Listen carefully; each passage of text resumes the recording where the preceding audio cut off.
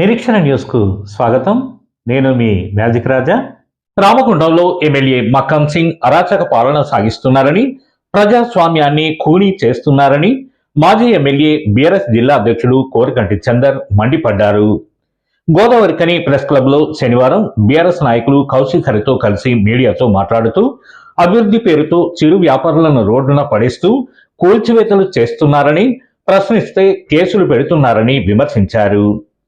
చట్టాలు ఎమ్మెల్యేకు చుట్టాలుగా మారాయని, ప్రజలడిగిన ప్రశ్నలకు సమాధానం ఇవ్వకుండా పాలేర్లతో మాట్లాడిస్తున్నారని ఎద్దేవా చేశారు. కూల్చివేతలతో నష్టపోయిన వ్యాపారులకు నష్టపరిహారం చెల్లించాలని, ప్రత్యామ్నాయ మార్గాలు చూపాలని డిమాండ్ చేశారు. అరాచక పాలనకు నిరసనగా బీఆర్ఎస్ పార్టీ చిరు వ్యాపారుల పక్షాన నిలబడి ఈ నెల 15న బంద్ చలో కలెక్టరేట్ కార్యక్రమం నిర్వహిస్తున్నామని ప్రకటించారు. ఇంకా ఈ సమావేశంలో మాజీ కార్పొరేటర్లు కుమ్మరి శ్రీనివాస్, గాదం విజయ, బాది అంజలి, నాయకులు బొడ్డు రవీందర్, నారాయణదాస్ మారుతి, బొడ్డుపల్లి శ్రీనివాస్, గుంపుల లక్ష్మి, నూతి తిరుపతి, మెతుకు దేవరాజ్, నీరటి శ్రీనివాస్, సింహాచలం రత్నాకర్, బుర్రి వెంకటేష్, ఇరుగురాల శ్రావణ్, కొర్రి వదలు, చింటూ తదితరులు పాల్గొన్నారు. ఈ ప్రాంతంలో ఉన్నటువంటి శాసనసభ్యులు రాజ్ ఠాకూర్ మక్కన్ సింగ్ గారు, వారికి ప్రజాస్వామ్యాన్ని కూని చేయడం మాత్రమే ఇలా తెలుస్తూ ఉన్నది. రామగుండంలో ప్రజాస్వామ్యం లేదు. ప్రశ్నిస్తే కేసులు, అడుగుతే కూల్చివేతలు. ఇలా ఏ వాడకు పోయినా, ఎక్క గల్లీకి పోయినా కూడా అందరూ కూడా పైసా కూడబెట్టుకొని కట్టినటువంటి కట్టడాలన్నీ కూడా ఇలా కూల్చేస్తున్నారు. అక్కడ రేవంత్ రెడ్డి, ఇక్కడ మక్కన్ సింగ్ ఒకే ఆలోచనతోని నడుస్తుంది. రామగుండంలో మక్కన్ సింగ్కు చట్టాలన్నీ కూడా చుట్టాలైపోయినాయి. చట్టం లేదు, దానికి ఒక పరిధి లేదు. రామగుండంలో పరిస్థితి నిజంగా, మేము ఎన్టీపీసీకి పోయినాం. ఎమ్మెల్యే అయిన తర్వాత 3 నెలల్లోనే, ఆనాడు మేము కౌన్సిలర్గా ఉన్నప్పుడు ఉపాధి చూపించినటువంటి చిరు వ్యాపారస్తులను తీసేసారు. తెల్లారే మీకు ఉపాధి చూపిస్తామని చెప్పేసి ఆ మార్కెట్ కాడికి పోయి గోడ కూలినట్టు కూరగొట్టే పని పెట్టిరు. వాళ్ళు కేసు పెట్టిరు ఎన్టీపీసీలు. అసలు అవగాహన ఉండి పని జరుగుతుందా, కక్ష సాధింపుతోని పని జరుగుతుందా అర్థం కాని పరిస్థితి అలా రామగుండంలో పాలన నడుస్తూ ఉన్నది. మేము ఆ చిరు వ్యాపారస్తులకు నీడ చూపెట్టండి, జరిగినటువంటి నష్టానికి నష్టపరిహారం కల్పించండి అని డిమాండ్ చేస్తే, కొంతమంది పాలేర్లతోని ఏది పడితే అది మాట్లాడిస్తాడు. అక్కడి నుంచి వచ్చేసి గాంధీ మార్కెట్ కూలగొట్టిండు.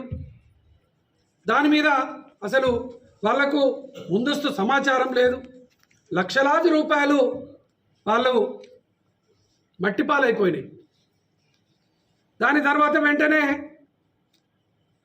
తోటవేని ఎన్నికల సమయంలో ఏదో ఈ ఎమ్మెల్యేకు వ్యతిరేకంగా మాట్లాడిందని ఆయనను టార్గెట్ చేసి ఆ శివాజీనగర్ మార్కెట్ మొత్తం కూలగొట్టిండు, ఇక్కడి నుంచి అక్కడి దాకా.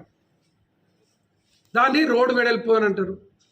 రోడ్డు వెడల్పు అంటే గోదావరికంలో జనాలు ఎంత % పెరుగుతున్నారు, దానికి ఒక లెక్క పత్రము ఏమీ లేదు. మేము ఈ ప్రాంతానికి, గోదావరికనికి ప్రజలు రావాలి, వాళ్లకు బతుకు జీవన విధానాన్ని, అవకాశాలను కల్పించాలని పాలన చేసినాం 5 ఏళ్ళు. ఓ మెడికల్ కాలేజ్ తెచ్చినాం. 150 ఉండేటువంటి ఓపీ ఇలా 1500, 2500 మంది వస్తున్నారు. ఇలా ఇక్కడ చిరు వ్యాపారస్తులు, చిన్న చిన్న వ్యాపారాలు చేసుకునేటువంటి వాళ్ళందరూ కూడా వలసపోయేటువంటి పరిస్థితి వచ్చిందంటే, ఇలా ఈ పాలన ఎటువైపు పోతుందో ఒక్కసారి ప్రజలు అర్థం చేసుకోవాలి. ఇలా లక్ష్మీనగర్ పోతే ఎన్టీపీసీ అన్నపూర్ణ కాలనీ ఎక్కడికి పోయినా కూడా అసలు ఎవ్వరు కూలగొడతాను, అసలు ఏం జరుగుతుంది, అసలు కూలగొట్టడానికి ఏమైనా ఓ ప్రణాళిక ఉందా అని అడిగితే వాళ్ళ మీదనే చిన్న చిన్న వ్యాపారాలు చేసుకునేటువంటి వాళ్ళను ఎలా ఇబ్బందులు పాలు చేసేటువంటి ఆలోచన జరుగుతూ ఉన్నది.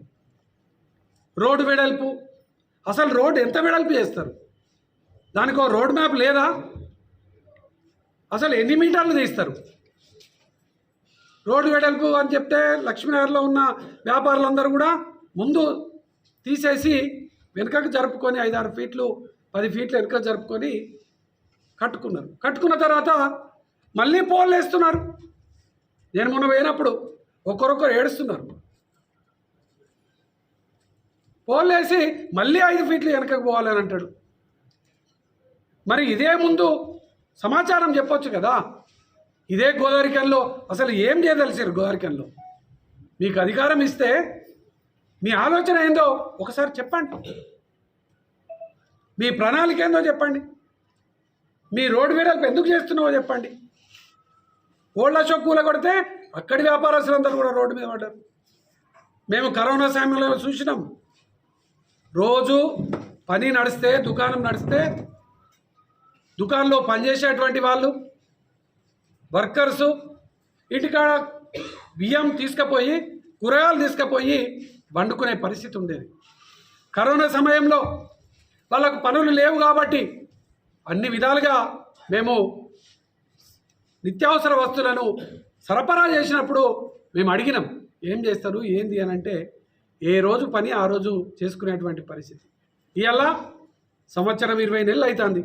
ఎంతమంది ఇవాళ తిండి లేని పరిస్థితి, రోడ్డు మీద పనిచేసేటటువంటి పరిస్థితి దాపరించిందో ఇలా మీరు ఒక్కసారి పోయి అడిగితే మీకు అర్థమవుతుంది. ఒకరికి పర్మిషన్ ఇస్తారు, వాళ్ళు కట్టుకున్న తర్వాత మళ్ళీ ఒకడు వచ్చి కూలగొడతాడు. అసలు కట్టుకోమని చెప్పింది ఎవరు, కూలగొట్టేది ఎవరు అని మేము అడిగితే దానికి ఉల్టా మాట్లాడతారు. ఇట్లాంటి పాలనను నేపాల్లో చూసినాం. ప్రధానిని సైతమే దింపినటువంటి పరిస్థితి చూసినాం, చరిత్ర చూసినాం. ప్రజలను హింసించినటువంటి వాళ్ళు, ప్రజలకు నష్టం కలిగించేటువంటి వాళ్ళు ఎన్నడూ కూడా పురపడరు కూడా. ఏదో అధికారం ఉన్నది కదా అని మాట్లాడి కేసులు పెట్టి చేస్తా అంటే ఎన్నో చూసినాం. ఇట్లాంటి నాయకులను ఎన్నో మందిని చూసినాము. ఇట్లా చేసే పార్టీలను కూడా ఎంతోమంది, ఎన్ని పార్టీలను చూసినాం. తప్పకుండా ప్రజల నుంచి వెళ్ళి గుణపాఠం తప్పదు మీకు. అందుకే ఇలా బీఆర్ఎస్ పార్టీ ఇలా చిరు వ్యాపారస్తుల పక్షాన, కూలిపోయినటువంటి బాధితుల పక్షాన నిలబడుతుంది. ఎట్టి పరిస్థితిలో ఇక నుంచెల్లి మీ యొక్క ఆగడాలను నడవనీయం. మీరు ముందు చెప్పినటువంటి విధంగా ఇలా పోల్లేసి మళ్ళీ వెనక కూల్చాలని అంటారు, ఎన్టీపీసీలో కూల్చాలంటారు. సోమవారం నాడు మేము బీఆర్ఎస్ పార్టీ తరఫున బంద్ పిలిపిస్తూ ఉన్నాం. నష్టపోయినటువంటి వాళ్ళందరికీ కూడా నష్టపరిహారం చెల్లించాలి. వాళ్లకు ఏ ప్రాతిపదికన కూలుస్తున్నారో ముందస్తు సమాచారం ఇవ్వాలి. అసలు మీ రోడ్డు మ్యాప్ ఏంది దాన్ని తెలియజెప్పాలి. అదే రోజు చెలో కలెక్టరేట్ పెద్దపల్లి బాధితులు బీఆర్ఎస్ పార్టీ నాయకులమందరం కూడా వెళ్తాం. మీరు చేసేటువంటి ఆగడాలన్నింటినీ కూడా ఎండగడతామని ఈ సందర్భంగా మేము తెలియజేస్తూ, ఈ ప్రాంతంలో గెలిచినటువంటి స్థానిక శాసనసభ్యుడు మకాన్ సింగ్ గారికి ఒక 4-5 ప్రశ్నలు సూటిగా అడగదలుచుకున్నాను. అయినా నీకు ఈ కూల్చివేతల మీద ఉన్నటువంటి ఇష్టం కావచ్చో రాక్షసానందమో నువ్వు ఎక్కడ చూపెట్టాలి? ఆ దమ్ము ధైర్యం ఏదైతే ఇవాళ సింగరేణి కార్మికులకి ఇప్పటి వరకు కూడా బోనస్ అనేది ఇంకా ప్రకటించలేదు, లాభాలు ఎన్ని వచ్చినాయి అనేదే సింగరేణి ప్రకటించలేదు. అరే ఆ ప్రకటించడంలో ఇన్ని రోజులు ఎందుకు వైఫల్యం జరుగుతుంది? ఏం కుట్రలు జరుగుతున్నాయి దాంట్లో? ఈ యొక్క నీ రాక్షసానందము, నీ దమ్ము ధైర్యము ఆ లాభాల వాటా ప్రకటించే దాని మీద చూపెట్టాలి. అదేవిధంగా నేను ఈ కూలగొట్టే నీ రాక్షసానందాన్ని గత సంవత్సరం ఏదైతే 2,000 కోట్ల రూపాయలు లాభాల నుంచి సింగరేణి లాభాల నుంచి తీసినటువంటి 2,000 కోట్ల రూపాయలను ఎక్కడ పెట్టారు, ఎవరింటికి పోయినాయని నేను అడుగుతా ఉన్నా. రెండవది, ఇట్లాంటి నీకు ఆనందం, ఈ కూలగొట్టే ఆనందం, నీకు నీ నాయకులకు ఉన్నట్టు ఆనందం, నువ్వు ఏ రోజైతే నేను గెలవంగానే నెల రోజులకే మన హైపర్ కమిటీ వేతనాలు ఇప్పిస్తా అని గప్పాలు కొట్టినావు కదా, ఆడ ఎందుకు నీకు ఆ దమ్ము ధైర్యం సరిపోతలేదా అని అడుగుతున్నా నేను. ఇవాళ ఇక్కడ అనేక పరిశ్రమలల్లో నువ్వు చెప్పినావు, నేను వేరే రాష్ట్రానికి సంబంధించిన కార్మికులను నేను పంపించి మన వాళ్ళకు ఉపాధి ఇస్తాను. ఇప్పటి వరకు 20 నెలలు అయింది, ఎక్కడ జరిగింది, ఎక్కడ అమలు చేసినావు నువ్వు? ఇది గత సంవత్సరం అక్కడ OC5 వాళ్ళని నిలగొట్టినావు, 600 మంది నిలగొట్టినావు, మళ్ళీ 800 మందిని పిలిపించినావు. అలా ఏం లావాదేవీలు జరిగినాక నువ్వు 800లకు మళ్ళీ పునర్ప్రవేశం ఇచ్చినావని నేను అడుగుతున్నా.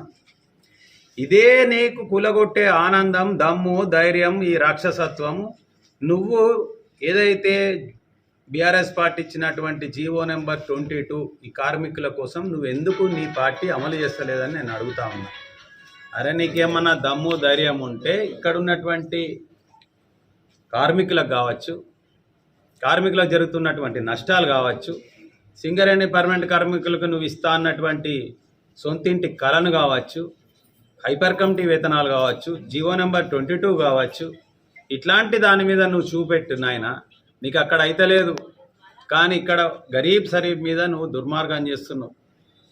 ఈ దుర్మార్గాన్ని నువ్వు మానుకోవాలని, లేకపోతే ఇప్పుడు పెద్దలు చెప్పినట్టుగా ప్రజల యొక్క నువ్వు